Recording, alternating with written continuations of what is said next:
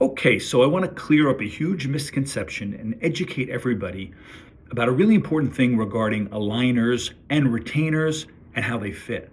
And I'm going to use a very high-tech prop. This is a tooth. And now treatment is complete and the tooth is totally straight. The retainer is going to replicate the tooth positions and fit over that tooth perfectly, passively, covering the tooth all the way.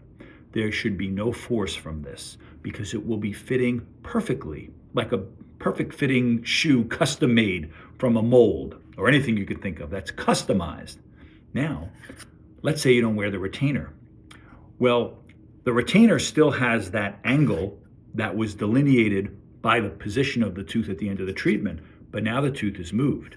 So you put that retainer on, and what's going to happen is it's going to go on to some extent, and then it's going to get stuck, and it's not going to fit right. And it won't go down all the way for a lower tooth, or it won't go up all the way, because remember, the retainer has straight teeth, and the teeth are not straight anymore.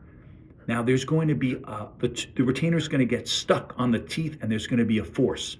That force can actually push the teeth up into the gum. That's called intrusion.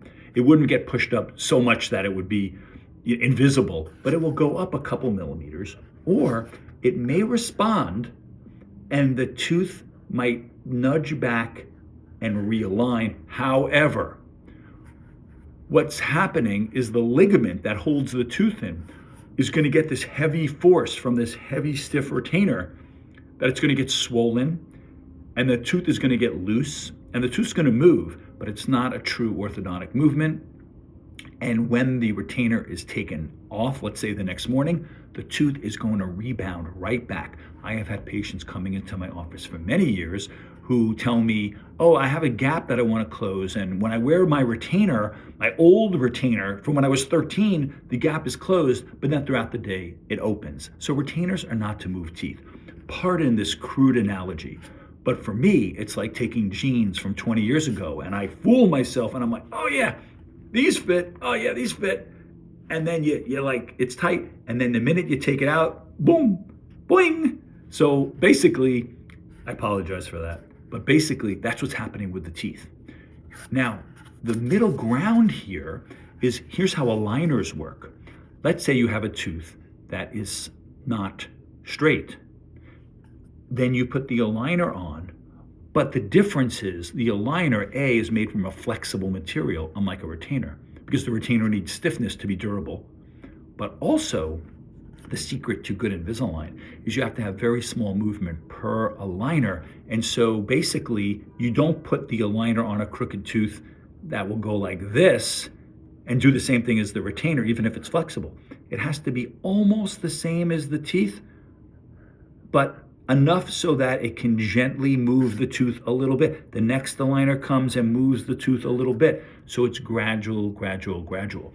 In fact, we have patients call our office quite often, and they'll say, you know what, I want to speak to Dr. Goodman because I'm 3 weeks in and it's actually much easier than I thought, and I don't expect to see a change. That's not what I want to ask him, but I'm concerned because my friend said it's supposed to hurt and it doesn't hurt, and I'm wondering, is it doing anything? Aligners are not supposed to hurt. They'll hurt if you're not wearing them enough, or if the tooth movement is planned too quickly, such that the aligners are being too harsh on the teeth. So retainers are not to move teeth.